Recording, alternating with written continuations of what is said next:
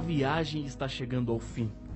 Depois de percorrermos detalhe por detalhe do último livro da Bíblia, podemos dizer que Deus é um Deus fascinante, amoroso, detalhista. Vimos cada detalhe sobre a luta final, o inimigo sendo desmascarado e todas as suas estratégias de engano, e também como a humanidade é advertida quanto ao perigo do tempo que estamos vivendo. O fim está mais próximo do que imaginamos.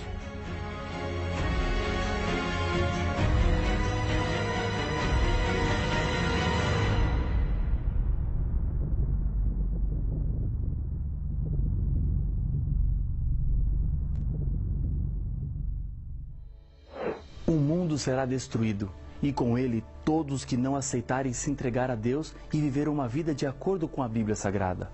A história chega ao fim e, ao mesmo tempo, começa a história de uma vida sem fim.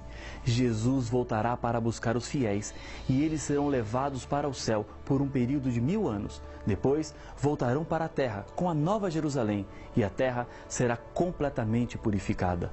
Não existirá mais morte, dor, hospitais, cemitérios, câncer, AIDS, depressão, síndrome do pânico, violência, assassinatos, exploração, pobreza, fome, indiferença, terremotos, enchentes e tantas outras coisas que roubam a alegria dos seres humanos.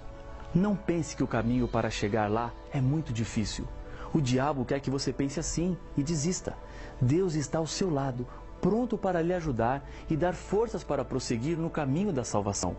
Nas revelações do Apocalipse, Jesus nos mostra claramente a história do seu povo, desde os dias dos apóstolos até o fim, através de 3 profecias diferentes: as 7 igrejas, os 7 selos e as 7 trombetas. A profecia das 7 igrejas nos revela a história da igreja cristã, mostrando as suas falhas e prometendo a recompensa para os vencedores. O grande destaque dessa profecia está na demonstração do grande interesse de Deus pelo seu povo. Os 7 selos profetizam a história social da igreja cristã, apresentando o triste processo de apostasia da igreja. Ela se afastou da mensagem pura da palavra de Deus e contaminou-se com doutrinas inventadas pelos homens. Deus é apresentado como aquele que controla a história e dará fim à dor e ao sofrimento. As 7 trombetas revelam a história política e religiosa que ocorrerá paralelamente à história da igreja cristã. As 4 primeiras trombetas mostram a desintegração do grande império romano ocidental pelas tribos dos povos bárbaros, que prepararam o caminho para Roma papal. Tanto o livro do profeta Daniel como o Apocalipse profetizam que esse poder religioso perseguiria durante 1260 anos os que acreditassem na Bíblia. A 5ª e a 6ª trombetas descrevem as investidas das tribos maometanas, sob o comando de vários líderes, lutando contra o cristianismo. Constitui-se assim outro poder que luta contra o povo de Deus. A 7ª trombeta apresenta o tempo do fim, quando o povo fiel de Deus proclamaria o Evangelho eterno e a mensagem dos 3 anjos para todo o mundo. Alguns eventos aconteceriam no mundo durante o tempo da 7ª trombeta. Acompanhe a leitura de Apocalipse capítulo 11, versos 15 a 19, onde estão relacionados esses fatos. O 7º anjo tocou a trombeta, e houve no céu grandes vozes, dizendo: o reino do mundo se tornou de nosso Senhor e do seu Cristo, e ele reinará pelos séculos dos séculos. E os 24 anciãos que se encontram sentados no seu trono, diante de Deus, prostraram-se o seu rosto e adoraram a Deus, dizendo: graça te damos, Senhor, Todo-Poderoso, que és e que eras, porque assumistes o teu grande poder e passaste a reinar. Na verdade, as nações se enfureceram, chegou, porém, a tua ira, e o tempo determinado para serem julgados os mortos, para se dar o galardão aos teus servos, os profetas, aos santos, aos que temem o teu nome, tanto aos pequenos como aos grandes, e para destruíres os que destroem a terra. Abriu-se então o santuário de Deus, que se acha no céu, e foi vista a arca da aliança no seu santuário, e sobrevieram relâmpagos, vozes, trovões, terremotos e grande saraivada. Vejamos apenas os eventos separados. A revelação do Apocalipse nos diz: o reino do mundo agora se tornou de Jesus Cristo. No Jardim do Éden, Quando Adão e Eva haviam cometido o pecado e arruinado a perfeição do mundo, perceberam que estavam sem roupas e pela primeira vez sentiram vergonha. Para tentar resolver o problema, fizeram roupas com folhas de figueira. Uma roupa de folha de figueira não é resistente, apenas disfarça, como todas as soluções humanas que podemos arrumar para tentar solucionar o problema do pecado. Neste momento, o reino deste mundo saiu das mãos de Deus e, por escolha dos seres humanos, passou para as mãos do diabo. Lá no Éden, um cordeiro teve que ser morto e com a sua pele uma roupa foi feita. O sangue derramado daquele animal representava o sangue de Jesus, o Cordeiro de Deus, que tinha o poder de tirar o pecado de todo o mundo. E é por isso que o domínio deste mundo volta para Jesus. Ele pagou o resgate e adquiriu o direito de salvar o ser humano da consequência final do pecado, que é a morte. As nações se enfureceram. Jesus profetizou em Mateus 24 que nos últimos dias haveria guerras e rumores de guerras, cada vez mais e com maior intensidade. Constantemente ouvimos de novos conflitos ao redor do mundo. Existem regiões que estão em constante alerta. A qualquer momento, mais uma guerra pode começar. Há muita disputa de poder. Esse é o quadro que a 7ª trombeta nos mostra. Chegou o tempo determinado para julgar os mortos. O julgamento começou em 1844. Quando João descreve o santuário de Deus na 7ª trombeta, ele viu a Arca da Aliança, que ficava no segundo compartimento do santuário, chamado de Santíssimo. Foi aí que Jesus entrou ao se cumprirem os 2.300 dias, anos, de Daniel capítulo 8, verso 14. Quando Jesus sair do lugar santíssimo, terá terminado o juízo investigativo, a mediação de Jesus e o tempo de graça, no qual é possível ainda se salvar. Todos os seres humanos passarão por esse juízo. Dele não tem como escapar. Esse tempo é chegado com a última trombeta. Isso nos deixa claro que estamos vivendo no fim do fim dos tempos. Tempo de destruir os que destroem a terra. Isto acontecerá na volta de Jesus a essa terra, quando ele fará justiça salvando os fiéis e condenando os que não são fiéis. Jesus vem para recompensar a cada um mediante as suas obras. Não existe nenhuma promessa mais confortadora para os seres humanos que enfrentam as dificuldades da vida. Jesus é o único caminho para a salvação. Muitos seres humanos têm dificuldade para entenderem que Jesus é a solução para tudo. O Apocalipse é um livro de decisão. Deus está chamando de um lado, chamando para a salvação através do Cordeiro. Do outro lado está o diabo, tentando reunir o máximo possível de pessoas para enganar e seduzir. Se você analisar seriamente os seres humanos hoje, verá que existem 3 grupos: os seguidores de Jesus, os seguidores do inimigo de Deus e os indecisos. Os indecisos são pessoas que ainda não descobriram a verdade. Elas nunca rejeitaram a Jesus, mas estão caminhando na direção contrária, crendo sinceramente que estão no caminho certo. As revelações do Apocalipse abrem os seus olhos para entender qual o caminho certo a ser trilhado. Depois de estudar as profecias bíblicas, você não pode permanecer neutro. No fim dos tempos, o terceiro grupo, dos indecisos, desaparecerá. Somente existirão 2 grupos, os do Cordeiro e os do diabo. A Bíblia apresenta muitas ilustrações para reafirmar essa verdade, dizendo que no fim dos tempos existirão apenas ovelhas e cabritos, trigo e joio, mulher vestida de sol e mulher vestida de vermelho. Os indecisos terão que tomar uma decisão em algum momento. Não decidir-se no final será o mesmo que decidir-se contra Cristo. Sinais na natureza: relâmpagos, vozes, trovões, terremotos e grande saraivada. Com o tocar da 7ª trombeta, começam as 7 pragas, que representam o princípio do juízo de Deus contra os perdidos. O anjo responsável pelas 7 pragas também mostra a João a Nova Jerusalém. A Bíblia diz: então veio um dos 7 anjos que tem as 7 taças cheias dos últimos 7 flagelos e falou comigo dizendo: vem, mostrar-te-ei a noiva, a esposa do Cordeiro. E me transportou em espírito até uma grande e elevada montanha e me mostrou a santa cidade, Jerusalém, que descia do céu da parte de Deus. Apocalipse capítulo 21, versos 9 e 10. É importante entendermos como eram os casamentos na época de Jesus. Normalmente, haviam 5 momentos importantes. Primeiro, O compromisso matrimonial tinha muito mais seriedade do que nossos dias. Segundo, o pagamento do dote matrimonial.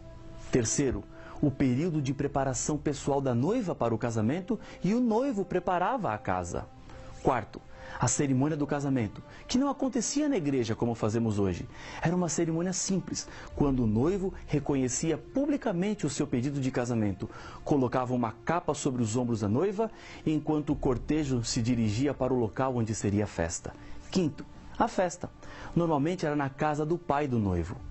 Em todo o Apocalipse, os salvos são descritos como vestidos de branco.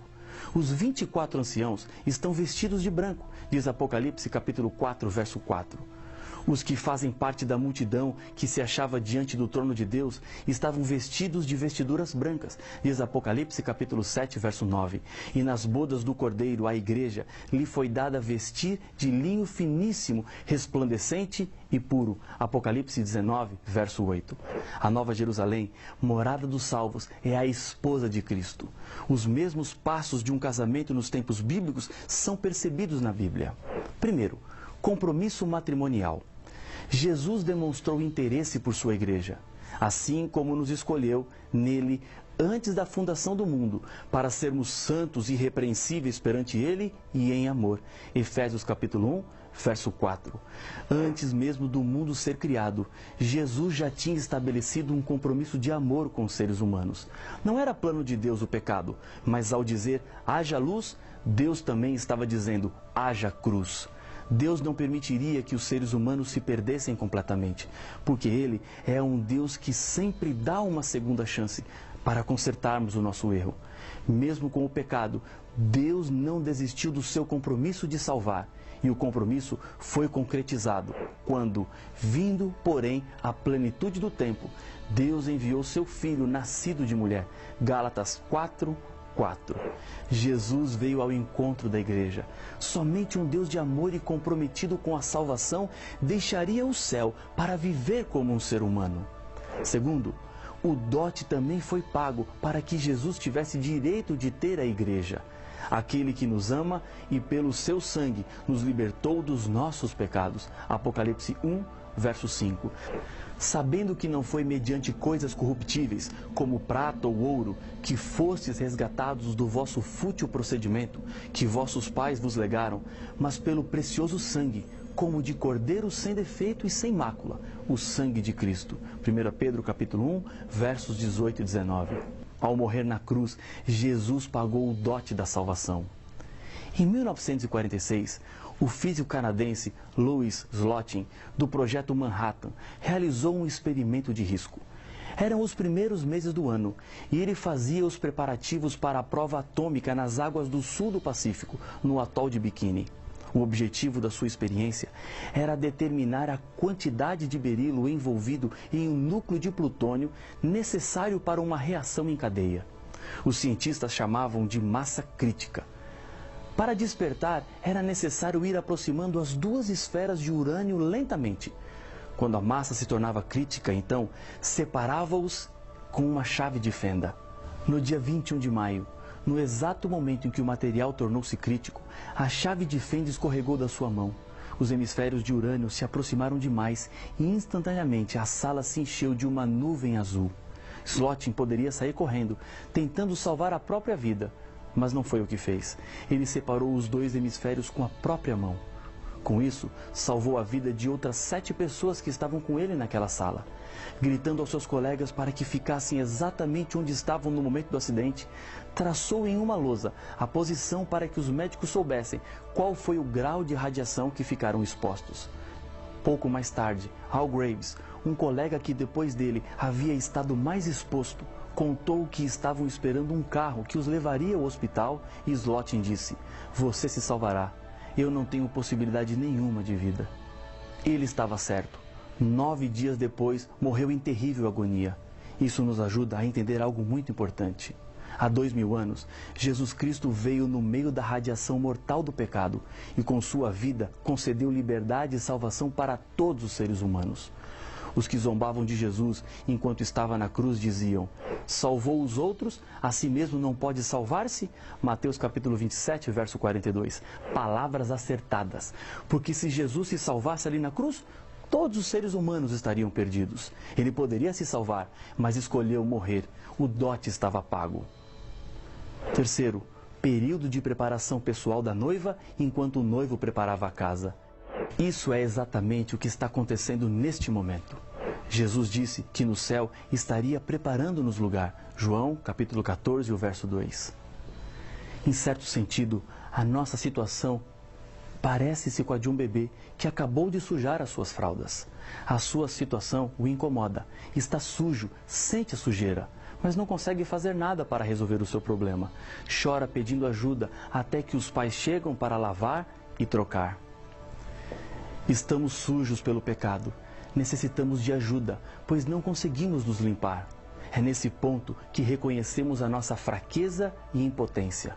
Assim, aceitamos a Jesus como nosso Senhor e Salvador, como aquele que pode nos limpar. Suponhamos que um amigo roube o seu carro, mas depois ele se arrepende, vai até a sua casa, devolve o carro e lhe pede perdão. Você perdoa, mas como será a partir daí a sua amizade com essa pessoa? Ficará para sempre a lembrança. Quando Jesus Cristo vem e limpa uma pessoa, por mais longe que ela tenha ido, Deus perdoa os pecados e não se lembrará mais dele. Venha ou volte agora para perto de Jesus. Estamos no tempo de preparo para a salvação. Depois de tudo preparado e pronto, juízo encerrado, vem o momento esperado. Alegremo-nos, exultemos e demos-lhe a glória, porque são chegadas as bodas do Cordeiro, cuja esposa a si mesma já se ataviou. Apocalipse capítulo 19, verso 7. O verso 9 fala de pessoas bem-aventuradas, ou seja, felizes. Bem-aventurados aqueles que são chamados à ceia, às bodas do Cordeiro. Apocalipse 19, 9. Agora só depende de você. Procure a Igreja Adventista do Sétimo Dia mais próxima da sua casa. Decida hoje fazer parte do povo de Deus aqui na terra. As verdades são claras e já não há mais tempo. Chega de sofrer. Pare de enganar-se a si mesmo. Venha para a maravilhosa luz. Deus está contigo e nesse momento está lhe convidando para fazer parte do grupo dos salvos. Deus não chama com hora marcada. Não me diga que o seu momento ainda não chegou, porque amanhã pode ser tarde. Ele está lhe chamando agora. E para confirmar a sua decisão e a aceitação, eu quero lhe convidar a orar comigo. Senhor Pai nosso, obrigado pelas verdades do Apocalipse, pelas decisões tomadas, pela salvação estendida e pela graça outorgada. Toma conta da nossa vida. Aceita a decisão tomada nesse momento, em nome de Jesus. Amém.